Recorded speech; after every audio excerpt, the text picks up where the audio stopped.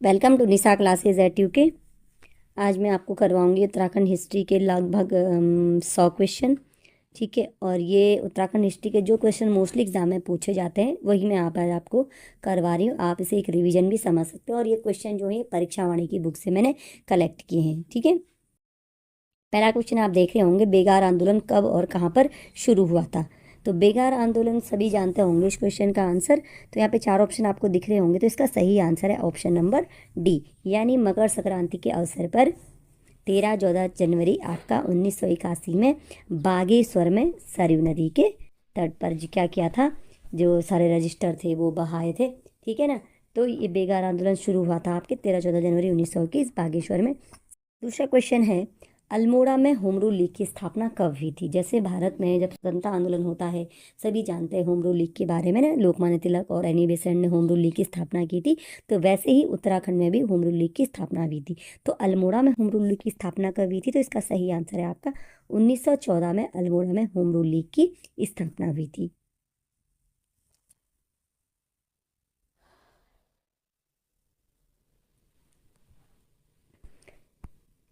Next question, Almora Congress की स्थापना किस वर्ष हुई। अभी हमने पढ़ा अल्मोड़ा में होम रूल लीग की स्थापना, अब है अल्मोड़ा में होम रूल लीग की अल्मोड़ा कांग्रेस की स्थापना किस वर्ष हुई।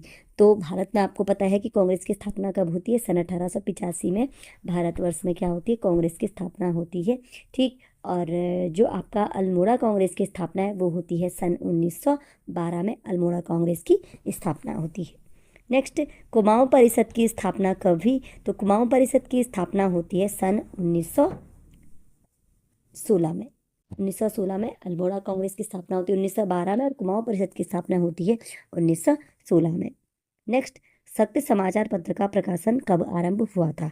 तो सत्य समाचार पत्र का आरंभ होता है 15 अक्टूबर 1918 को।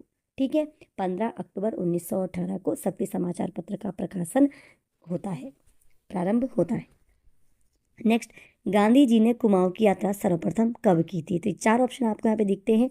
तो गांधी जी ने कुमाऊं की यात्रा सर्वप्रथम की थी जून 1929 में। और इसी से संबंधित एक जो विस्तृत डेटा है कि कब से कब तक की थी, तो आगे क्वेश्चन आएगा वहाँ पे मैं आपको बताऊंगी कि कुमाऊं की यात्रा उन्होंने कब से कब तक की थी। चलिए, और कहाँ पर रहे थे वो, वहाँ पे उन्होंने कौसानी में रहे, कौसानी में 12 दिन तक रहे।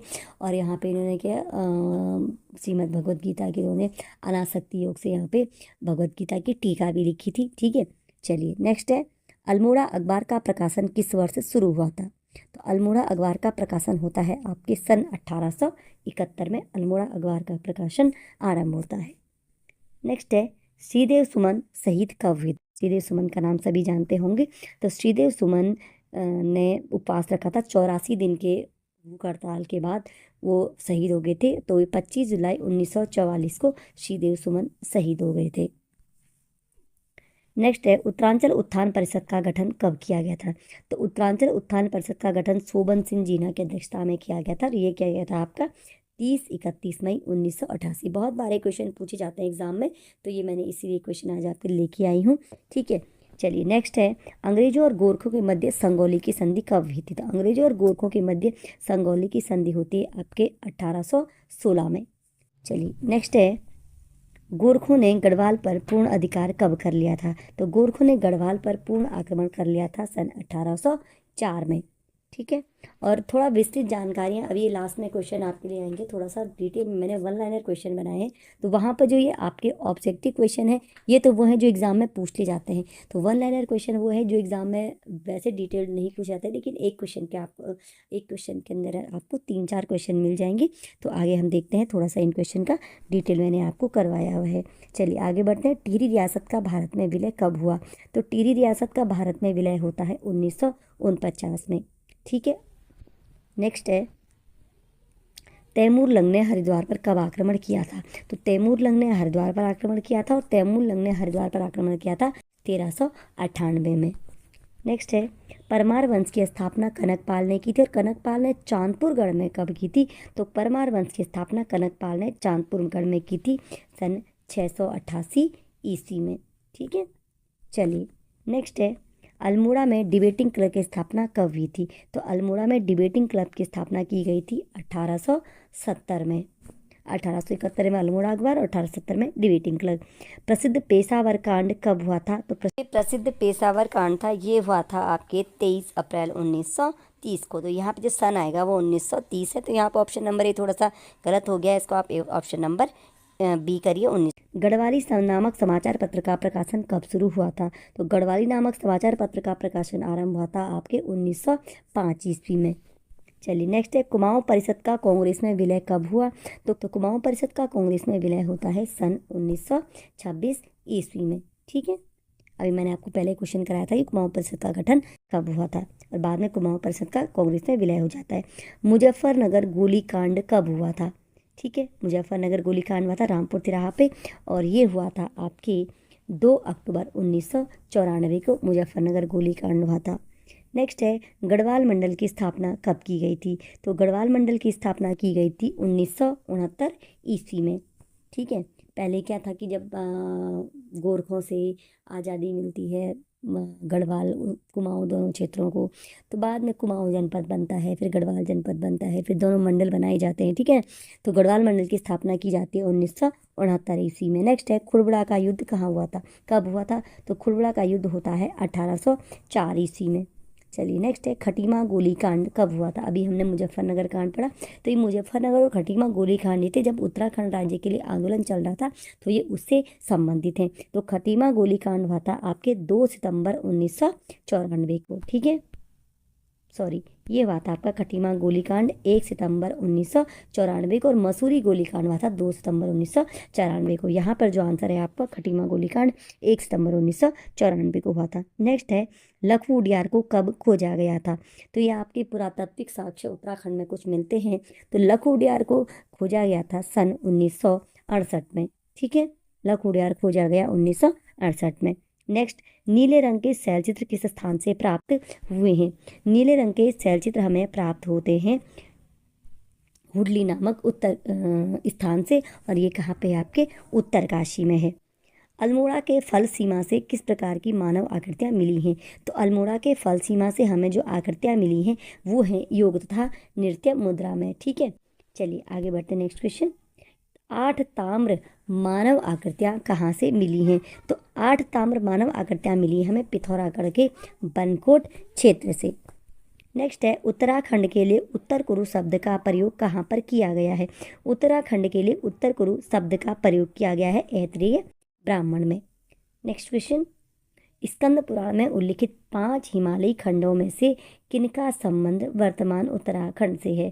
तो स्कंद पुराण में 5 हिमालयी खंड का वर्णन है, और उनमें से जो उत्तराखंड में है वो कौन कौन से हैं? तो यहाँ पर आप देख सकते हैं ऑप्शन नंबर डी, यानी केदार खंड और मानस खंड का जो वर्णन है वो स्कंद पुराण में है। ठीक है, केदार खंड आपका गढ़वाल वाला हिस्सा आ जाता है, और मानस खंड ये कुमाऊं का पार्ट आ जाता है। नेक्स्ट है, बौद्ध साहित्य के पाली भाषा वाले ग्रंथों में उत्तराखंड क्षेत्र के लिए किस शब्द का प्रयोग किया गया है? तो बौद्ध साहित्य के जो पाली भाषा वाले ग्रंथ हैं उनमें उत्तराखंड क्षेत्र के लिए शब्द प्रयोग किया गया है आपका हिमवंत। तो हिमवंत कहाँ प्रयोग किया गया है? बौद्ध साहित्य में जो पाली भाषा वाले ग्रंथ हैं, पूरे उत्तराखंड के लिए हिमवंत का प्रयोग किया गया है। ऋग्वेद के अनुसार कुबेर की राजधानी किस स्थान को कहा जाता है? तो ऋग्वेद के अनुसार कुबेर की राजधानी कहा जाता है आपके अलकापुरी को। नेक्स्ट है, टिहरी जिले में जिस स्थान पर लक्ष्मण जी ने तपस्या की थी उस स्थान का नाम क्या है? तो उस स्थान का नाम होता है तपोवन, जहाँ पे लक्ष्मण जी ने तपस्या की थी। ये स्थान है टिहरी जिले में। रामायण कालीन बाणासुर की राजधानी किस स्थान पर थी? तो रामायण कालीन जो बाणासुर था उसकी राजधानी हम देखते हैं कहाँ पे है, उसकी राजधानी थी आपके ज्योतिषपुर में। चलिए नेक्स्ट है, महाभारत के वन पर्व में केदारनाथ को क्या कहा गया है? तो महाभारत के वन पर्व में केदारनाथ को कहा गया है भृंगतुंग। नेक्स्ट है, पुलिंद राजा सुबाहु की राजधानी कहाँ थी? तो पुलिंद राजा सुबाहु की राजधानी थी आपके श्रीनगर में, और ये किससे संबंधित है? आपके पांडवों से संबंधित है ये स्थान। नेक्स्ट है, वर्तमान में चौका घाट किस स्थान को कहा जाता है? तो वर्तमान में चौका घाट जो स्थान है वो है आपका कण्वाश्रम। तो कण्वाश्रम का नाम बदलकर क्या किया गया है? इसे चौका घाट किया गया है। ब्रह्म एवं वायु पुराण के अनुसार कुमाऊं क्षेत्र में कौन सी जातियां निवास करती थी? इसी प्रकार का एक क्वेश्चन आपके लोक सेवा आयोग द्वारा पूछा गया है कि कुछ इसी प्रकार का था कि कौन सी जातियां निवास करती थी। तो ब्रह्म एवं किसके अनुसार, ये भी है कि किसके अनुसार, तो ब्रह्म एवं वायु पुराण के अनुसार कुमाऊं क्षेत्र में, गढ़वाल नहीं है, कुमाऊं क्षेत्र है, उत्तराखंड भी नहीं पूछा गया है। कुमाऊं क्षेत्र में कौन सी जातियां निवास करती थी, यहाँ पे आंसर है उपयुक्त सभी, यानी ब्रह्म एवं वायु पुराण के अनुसार कुमाऊं क्षेत्र में जो जातियां निवास करती थी वो थी किरात, किन्नर, यक्ष, गंधर्व, विद्याधर, नाग। ये परीक्षा वाणी की बुक से मैंने लिया है, तो आप एक बार अगर आपने पढ़ा है तो आप ध्यान से इनको चीज़ों को रिवाइज यहाँ से कर सकते हैं, कोई दिक्कत नहीं है। तो कुमाऊं क्षेत्र में जो जातियां निवास करती थी किरात, किन्नर, यक्ष, गंधर्व, विद्याधर और नाग थी। ध्यान से याद कर लीजिएगा, 6 जातियां थी। कुमाऊं क्षेत्र में स्थित किस मंदिर से यक्षों के निवास की पुष्टि होती है, तो कुमाऊं क्षेत्र में एक मंदिर है जाखन देवी का मंदिर, तो जाखन देवी के मंदिर से यक्षों के निवास की पुष्टि होती है। नेक्स्ट है अशोक ने कालसी नामक स्थान पर शिलालेख कब स्थापित कराया था। सभी जानते हैं कि कालसी में अशोक का एक शिलालेख है, लेकिन ये स्थापित कब कराया था, तो उन्होंने ये स्थापित कराया था 257 ईसा पूर्व में। तो अशोक ने कालसी जो शिलालेख स्थापित कराया था 257 ईसा पूर्व में स्थापित कराया था। कालसी शिलालेख किस भाषा में है, ये क्वेश्चन भी बहुत ज़्यादा पूछा जाता है कि कालसी शिलालेख किस भाषा में है, तो कालसी शिलालेख आपका जो है ये है प्राकृत भाषा में। कालसी शिलालेख किस भाषा में है, प्राकृत भाषा में है। चलिए नेक्स्ट, लाखा मंडल से किसका शिलालेख प्राप्त हुआ है। लाखा मंडल से जो शिलालेख प्राप्त हुआ है वो है आपका राजकुमारी ईश्वरा का शिलालेख प्राप्त हुआ है। नेक्स्ट है ईंटों पर उत्कीर्ण लेख कहाँ से मिले हैं, तो ईंटों पर उत्कीर्ण लेख जो हमें मिले हैं वो 2 जगह से मिले हैं, नैनीताल और बाड़वाला से। इस प्रकार ऑप्शन नंबर डी इसका आंसर है, नैनीताल और बाड़वाला 2 स्थानों से ईंटों पर उत्कीर्ण लेख मिले हैं। गोपेश्वर तथा बाड़ाहाट से किस प्रकार के लेख मिले हैं, अब ईंटों पर वाले तो नैनीताल और बाड़वाला से मिले हैं, लेकिन गोपेश्वर और बाड़ाहाट से किस प्रकार के लेख मिले हैं, तो गोपेश्वर और बाड़ाहाट यानी उत्तरकाशी से हमें मिले हैं त्रिशूल लेख मिले हैं। चलिए नेक्स्ट क्वेश्चन, गोपेश्वर के रुद्र शिव मंदिर के त्रिशूल लेख में किस राजा के लेख हैं, तो गोपेश्वर का जो रुद्र शिव मंदिर है वहां पर एक त्रिशूल लेख है, उसमें किस राजा के लेख है, तो उसमें 2 राजाओं के लेख हैं, एक है नागपति नाग और एक है अशोक चल, यानी ऑप्शन नंबर डी इसका सही आंसर है। तो नागपति नाग और अशोक चल इन दोनों के लेख किस में है, आपके गोपेश्वर के रुद्र शिव मंदिर के त्रिशूल लेख में। कार्तिकेयपुर राजाओं के ताम्रपत्रीय लेख किस स्थान से नहीं मिले हैं, आपके एग्जाम में ट्रेंड हो गया है, नहीं वाले क्वेश्चन बहुत ज़्यादा पूछे जाते हैं। तो कार्तिकेयपुर राजाओं के जो ताम्रपत्रीय लेख हैं वो किस स्थान से नहीं मिले हैं, तो ये नहीं मिले हैं आपके ऑप्शन नंबर डी, यानी सुमाड़ी से नहीं मिले। तो कहाँ से मिले हैं, ये मिले हैं पांडकेश्वर, कंडारा, बैजनाथ से मिले हैं कार्तिकेयपुर राजाओं के ताम्रपत्रीय लेख। ठीक है, नेक्स्ट है उत्तराखंड पर शासन करने वाली प्रथम राजनीतिक शक्ति कौन थी। उत्तराखंड पर राज करने वाली, शासन करने वाली प्रथम राजनीतिक शक्ति थी, ये थी कुनिंद। ठीक है, प्रथम राजनीतिक शक्ति, प्रथम ऐतिहासिक राजवंश और प्रथम राजनीतिक शक्ति, इसमें 2 अलग अलग क्वेश्चन बनते हैं। तो प्रथम राजनीतिक शक्ति किसे कहा माना जाता है, कुनिंद को माना जाता है। कुनिंद वंश का सबसे शक्तिशाली कौन था, शासक कौन था, तो कुनिंद वंश का सबसे शक्तिशाली शासक था आपका अमोघ भूति।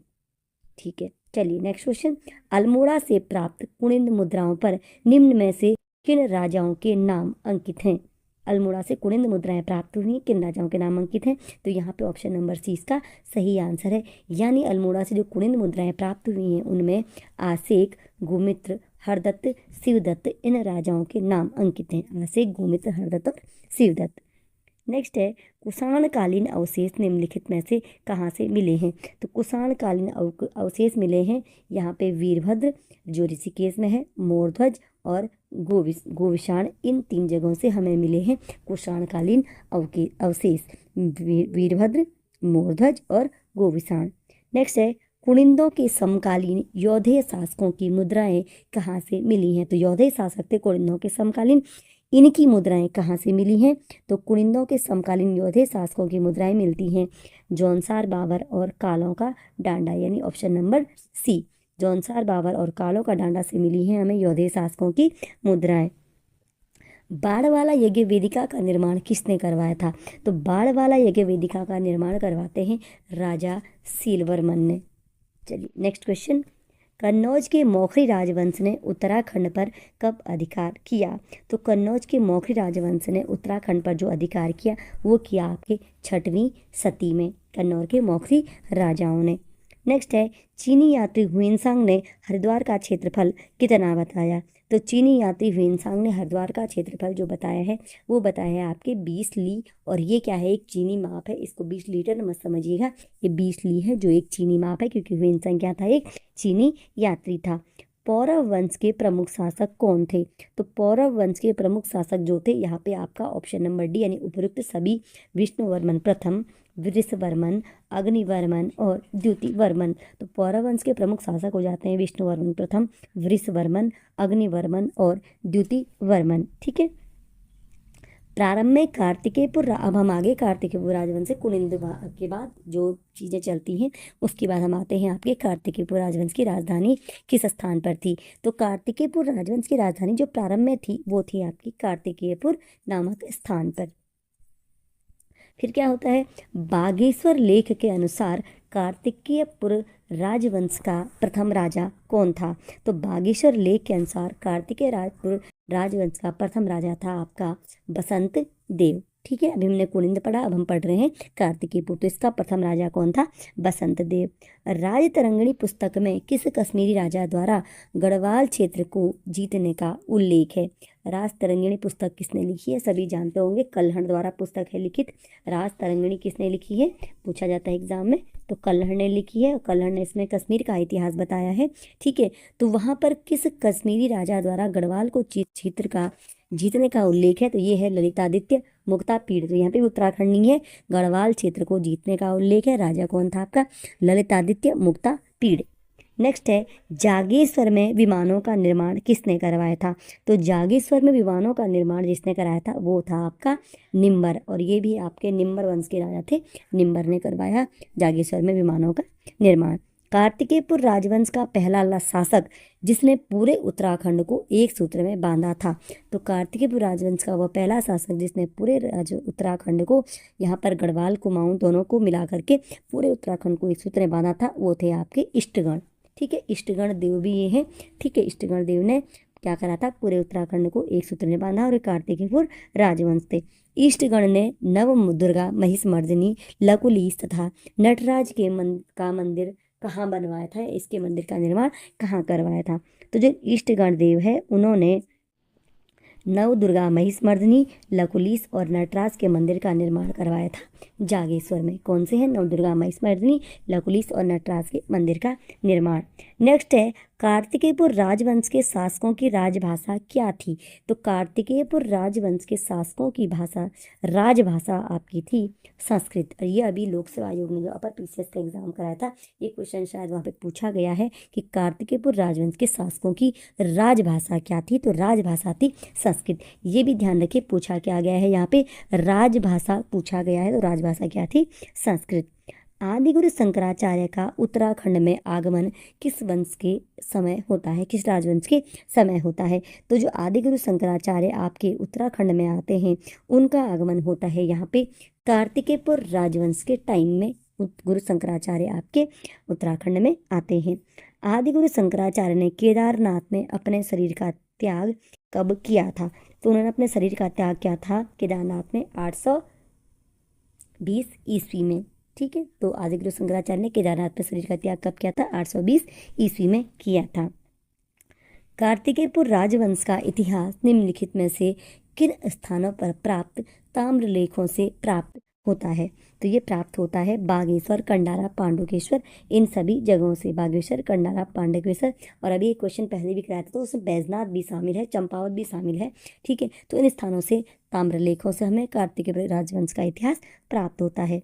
अभी देखिए क्वेश्चन वापस आ गया दोबारा, बहुत टाइप से क्वेश्चन पूछ ले जाते हैं एग्जाम में। तो बागेश्वर, कंडारा, पांडुकेश्वर एवं बैजनाथ आदि स्थलों से प्राप्त ताम्रलेखों की लिपि कौन सी है? किसके हैं? कार्तिकेयपुर राजवंश के हैं, सबको पता चल गया। लेकिन यहाँ पर जो ताम्रलेख प्राप्त हुए उनकी लिपि कौन सी है? तो उनकी लिपि है यहाँ पे कुटिला लिपि। ठीक, यहाँ पे कुछ वन लाइनर क्वेश्चन है यहाँ पे। ठीक है, मैंने आपको बोला था ना कि कुछ वन लाइनर करेंगे। कुमाऊं नरेश दीपचंद के मंत्री जिन्होंने ललित शाह को कुमाऊं विजय हेतु आमंत्रित किया था? ये परमार वंश के क्वेश्चन है कुछ। तो कुमाऊं नरेश दीपचंद के मंत्री थे, इन्होंने ललित शाह को कुमाऊं विजय हेतु आमंत्रित किया। ये थे आपके हर्षदेव जोशी, जिन्हें काली कुमाऊं का शेर भी कहा जाता है शायद। ये है हर्षदेव जोशी, मंत्री किसके थे? दीपचंद के। नेक्स्ट है, ललित शाह ने कुमाऊं विजय के बाद किसे कुमाऊं की गद्दी पर बैठाए? अब ललित शाह को जब दीपचंद का जो मंत्री होते हैं वो कुमाऊं विजय के लिए आमंत्रित करते हैं, तो ललित शाह क्या होते हैं? जीत जाते हैं और वो गद्दी पर किसको बैठाते हैं? अपने पुत्र प्रद्युम्न शाह को बैठाते हैं। गोरखों ने 1791 गोरखों ने क्या किया? 1791 ईस्वी में गढ़वाल पर आक्रमण किया, तो यहाँ पर ये पराजित हो गए थे। तो कौन से युद्ध में या किस स्थान के युद्ध में? तो लंगूरगढ़ का युद्ध होता है। लंगूरगढ़ नामक स्थान पर क्या होते हैं? गोरखे गढ़वालियों से पराजित हो जाते हैं। राजा कौन रहते हैं? आपके प्रद्युम्न शाह रहते हैं। ठीक है, नेक्स्ट है, 1791 ईस्वी में पराजित होने के बाद गोरखों ने दोबारा कब आक्रमण किया? तो 1791 में जो लंगूरगढ़ का युद्ध होता है वहां पर तो गोरखे पराजित हो जाते हैं, लेकिन दोबारा आक्रमण करते हैं। कब करते हैं? 1803 ईस्वी में। और ये किसके नेतृत्व में करते हैं? अमर सिंह थापा और हस्तीदल चौतरिया के नेतृत्व में। अमर सिंह थापा, हस्तीदल चौतरिया के नेतृत्व में 1803 में दोबारा आक्रमण करते हैं 1791 के बाद।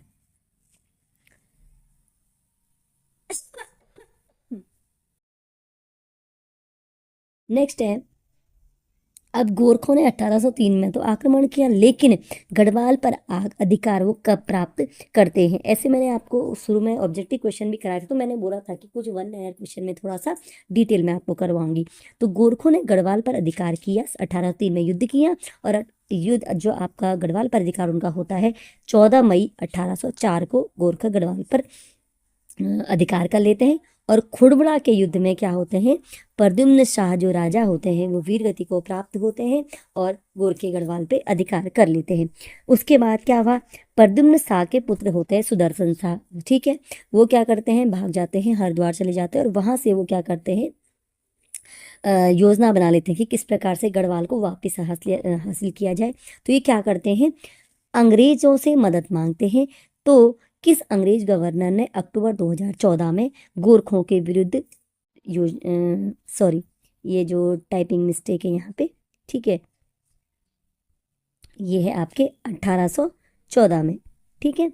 1814 में गोरखों के विरुद्ध सेना कौन अंग्रेज गवर्नर भेजते हैं? तो लॉर्ड हेस्टिंग ने भेजी। लॉर्ड हेस्टिंग्स ने भेजी थी सुदर्शन शाह की मांग पे 1814 में गोरखों के विरुद्ध सेना भेजी थी। सुदर्शन शाह ने राजधानी श्रीनगर से हटाकर टिहरी स्थानांतरित कब की? फिर क्या होता है कि अंग्रेज कुछ गोरखों को पराजित कर देते हैं, और वो क्या करते हैं कि जो कुछ हिस्सा होता है गढ़वाल का, वो हिस्सा क्या कर लेते हैं? धोखे से अपने कब्जे में ले लेते हैं। तो फिर क्या होता है? जो अब सुदर्शन शाह होते हैं ये राजधानी श्रीनगर से हटाकर टिहरी स्थानांतरित कर लेते हैं। तो सुदर्शन शाह राजधानी टिहरी से श्रीनगर से हटाकर टिहरी कब स्थानांतरित करते हैं? 28 दिसंबर 1815 में जो राजधानी है वो श्रीनगर से हटाकर टिहरी हो जाती है। ठीक, मानवदय काव्य की रचना किसने की? तो मानवदय काव्य की रचना करते हैं भरत कवि। ये भारत कवि नहीं है, टाइपिंग मिस्टेक है थोड़ा बहुत। तो ये है आपके भरत कवि ने की थी मानवदय काव्य की रचना। नेक्स्ट है, टिहरी में अंग्रेजी शिक्षा की शुरुआत किसने की? तो टिहरी में अंग्रेजी की शिक्षा की शुरुआत करते हैं प्रताप शाह, और इन्हीं के नाम पे बाद में प्रताप नगर भी टिहरी में बनवाया जाता है। ठीक है, भारत की स्वतंत्रता के समय टिहरी रियासत का राजा कौन था? तो जब 15 अगस्त 1947 को भारत आज़ाद होता है तो उसमें टिहरी रियासत के राजा थे मानवेंद्र शाह। देवप्रयाग के रघुनाथ मंदिर से मिला ताम्रपत्र किस राजा का है?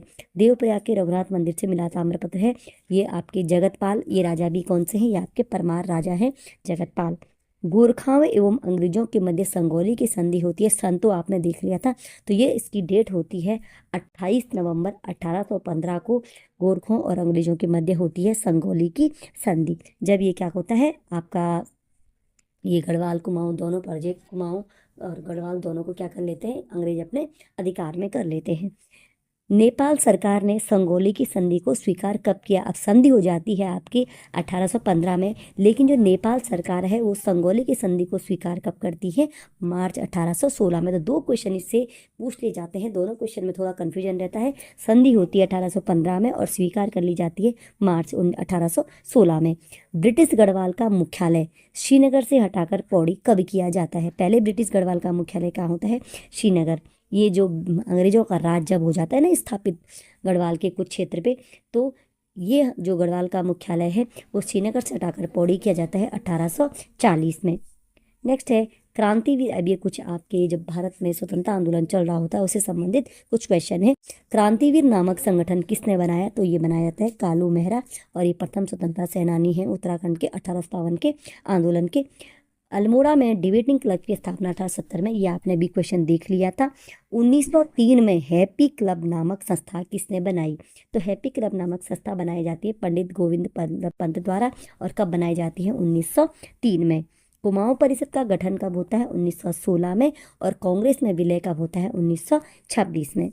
चलिए, गढ़वाल कांग्रेस कमेटी का गठन 1918 में किसके प्रयासों से हुआ? तो एक गढ़वाल कांग्रेस कमेटी बनती है और इसका गठन 1918 में होता है। कौन करता है? अनुसुईया प्रसाद और बैरिस्टर मुकुंदी लाल, इनके प्रयासों से 1918 में गढ़वाल कांग्रेस कमेटी का गठन होता है। कौसानी को भारत का स्विट्जरलैंड कौन कहता है? तो कौसानी को भारत का स्विट्जरलैंड कहा था महात्मा गांधी ने। और कब कहा था? जब ये आपके कुमाऊं दौरे पे आते हैं, ठीक है। तो गांधी जी ने प्रथम बार कुमाऊं की यात्रा कब की थी? 14 जून। अभी तो मैंने सन बताया था आपको जब ऑब्जेक्टिव क्वेश्चन करा रही थी, 1929 में उन्होंने प्रथम बार कुमाऊं की यात्रा की। लेकिन कब से कब तक की? तो 14 जून से 2 जुलाई 1929 तक गांधी जी क्या करते हैं? कुमाऊं की यात्रा करते हैं पहली बार। उसी दौरान वो कौसानी में रुकते हैं और वहाँ पर वो अनासक्ति योग नाम से गीता की टीका भी लिखते हैं, ठीक है। और फिर वो यहाँ पे यहीं पे वो कौसानी को भारत का स्विट्जरलैंड भी कहते हैं। चलिए, नेक्स्ट है 12 दिन का प्रवास होता है उनका यहाँ पे कौसानी में। पेशावर कांड कब हुआ था? पेशावर कांड आपका होता है 23 अप्रैल 1930 को। अभी मैंने आपको बताया सन 1930 में हुआ था। इसके नायक कौन थे? चंद्र सिंह गढ़वाली। भारत छोड़ो आंदोलन के दौरान सालम कहाँ पे? आपके अल्मोड़ा में। इसकी घटना कब होती है? 25 अगस्त 1942 को होती है भारत छोड़ो आंदोलन के दौरान सालम की घटना। और एक स्थान है आपका सल्ट। तो सल्ट में जो होती है वो 5 सितंबर को होती है घटना, 5 सितंबर 1942 को। और सल्ट में भी कुछ बारदोली की तरह ही घटना होती है। तो सल्ट को कुमाऊं का बारदोली कौन कहता है? महात्मा गांधी। सल्ट भी आपके अल्मोड़ा में है, तो सल्ट को कुमाऊं का बारदोली कहा जाता है महात्मा गांधी के द्वारा। और सल्ट में जो घटना होती है वो 5 सितंबर को होती है। ऋषिकेश में पसलोक की स्थापना किसने की? तो ऋषिकेश में पसलोक की स्थापना की जाती है मीरा बहन द्वारा। 1939 में लैंसडाउन से कर्मभूमि का संपादन किसने किया? तो कर्मभूमि नामक समाचार पत्र का जो संपादन है 1939 में होता है। कहाँ से होता है? लैंसडाउन से। पूछ लिया जाता है एग्जाम में कब हुआ, कहाँ से हुआ। तो लैंसडाउन से 1939 में होता है। कर्मभूमि का संपादन कौन करता है? भक्त दर्शन और भैरव दत्त के द्वारा किया जाता है कर्मभूमि का संपादन आपके 1939 में। ये कुछ क्वेश्चन हमारे रह गए थे चंद्रवंश से संबंधित थे, ये भी मैंने आपको करवा देती है। कुमाऊं में चंद्रवंश की स्थापना कौन करता है? तो कुमाऊं में चंद्रवंश की स्थापना करते हैं आपके राजा सोमचंद। कुमाऊं में चंद्रवंश की स्थापना सोमचंद द्वारा की जाती है। पहला चंद राजा जिसने नेपाल पर आक्रमण किया, तो पहला चंद राजा जिसने नेपाल पर आक्रमण किया वो है आपका भारती चंद। नेक्स्ट है चंद राजा ज्ञानचंद को गरुड़ की उपाधि किसने प्रदान की? इन्हें गरुड़ ज्ञानचंद भी कहा जाता है। तो ये दी आपकी फिरोज शाह तुगलक ने चंद राजा ज्ञानचंद को गरुड़ की उपाधि प्रदान की। अकबर का समकालीन चंद राजा जिसने मल्ला महल का निर्माण करवाया, तो अकबर का समकालीन एक चंद राजा था जिसने मल्ला महल का निर्माण करवाया, वो है आपका रुद्रचंद। तो मल्ला महल का निर्माण करवाते हैं रुद्रचंद, और ये थे अकबर के समकालीन। कुमाऊं का मोहम्मद तुगलक किसे कहा जाता है? तो कुमाऊं का मोहम्मद तुगलक कहा जाता है देवी चंद को। और मोहम्मद तुगलक कौन था? सल्तनत कालीन एक राजा था। 1790 में गोरखाओं ने किस युद्ध में चंद राजाओं को पराजित कर कुमाऊं पर अधिकार कर लिया? अभी हम देख रहे थे कि 1791 में क्या करते हैं, गोरखे गढ़वाल पर आक्रमण करते हैं लेकिन वो पराजित हो जाते हैं। और उससे पहले वो 1790 में चंद राजाओं को पराजित करके कुमाऊं पर अधिकार कर लेते हैं, ठीक है। तो गोरखाओं ने किस युद्ध में? तो गोरखाओं ने हवाला बाग के युद्ध में चंद राजाओं को पराजित किया और कुमाऊं पर अधिकार कर लिया। नेक्स्ट है चंद राजा, और वहां पर जब वो एक चीज आपको मैं बता दूं, जब वो 1790 में वहां पर कुमाऊं पर अधिकार कर लेते हैं तो वहां पे राजा कौन होते हैं? महेंद्र चंद होते हैं। नेक्स्ट है चंद राजा किसके उपासक थे? चंद राजा थे आपके शिव के उपासक। ठीक है, चंद राजा किसके उपासक थे? शिव के उपासक थे। चलिए 100 क्वेश्चन हमने करने हैं। थल में एक हथियार देवाल का निर्माण किस चंद राजा ने करवाया था? तो थल में एक हथियार देवाल का निर्माण ये एलोरा के, ऐसे भी लिखा जाता है कि एलोरा के कैलाश मंदिर की तरह जो एक हथियार देवाल का निर्माण कराया था ये चंद राजा बाज बहादुर चंद ने कराया था। थल में एक हथियार देवाल का निर्माण, और किसकी तरह है ये? एलोरा के कैलाश मंदिर की तरह। नेक्स्ट है खगमरा, यहाँ पे कुछ किले हो निर्माण करता है, मैं ये मैच करने हैं। तो खगमरा का किला जो बनाया था आपके, यहाँ पर मैंने आपको एक क्वेश्चन अभी कुछ दिन पहले भी मैं आपको एक क्वेश्चन करवा चुकी हूँ। तो जो खगमरा का किला है आपका, एक है खगमरा का किला, एक है मैंने करवाया राजबुंगा, और एक है लाल मंडी का किला। खगमरा का किला बनाया जाता है आपके भीष्मचंद्र के द्वारा। ठीक है, जो राजबुंगा का किला इसका निर्माण करवाते हैं राजा सोमचंद। चंद राजाओं के द्वारा ये बनवाए गए हैं। कुमाऊं में ये किले हैं। ठीक है, और जो लाल मंडी का किला है, लाल मंडी का किला बनाया राजा कल्याण चंद ने। और जो लाल मंडी का किला है इसको क्या नाम दिया जाता है? इसको दिया जाता है फोर्ट मायरा नाम। ठीक है, तो ये आपके, ये इसको मैंने अलग से कोई आंसर नहीं लिखा है, आप यहाँ से इसको देख सकते हैं। नेक्स्ट है 1790 में, अब ये लास्ट क्वेश्चन है आज का। 1790 में गोरखाओं ने जब कुमाऊं पर कब्जा कर लिया, वहां पर राजा कौन था? मैं भी आपको ये बता चुकी हूँ। तो महेंद्र चंद्र जब राजा थे कुमाऊं में, तो वहां पर इन्होंने क्या किया? गोरखाओं ने यहाँ पर अधिकार कर लिया। तो यहाँ पे अंतिम चंद राजा आपका महेंद्र चंद हो जाते हैं। तो 100 क्वेश्चन का टारगेट मेरा आज का था, उत्तराखंड के इतिहास से संबंधित क्वेश्चन। जितने इंपॉर्टेंट क्वेश्चन या जो बार बार पूछे जाने वाले क्वेश्चन थे, परीक्षा वाणी से मैंने आपको एक क्वेश्चन लिए हैं। तो बिल्कुल भी आप डाउट मत कीजिएगा कि क्वेश्चन गलत हो सकते हैं। आप बिल्कुल निश्चिंत होकर एक बार इन क्वेश्चन को एग्जाम में जाने से पहले देख सकते हैं। चलिए मिलते हैं आपसे नेक्स्ट क्लास में। कल आपको या तो करंट अफेयर कराया जाएगा या हिंदी के कुछ क्वेश्चन कराए जाएंगे।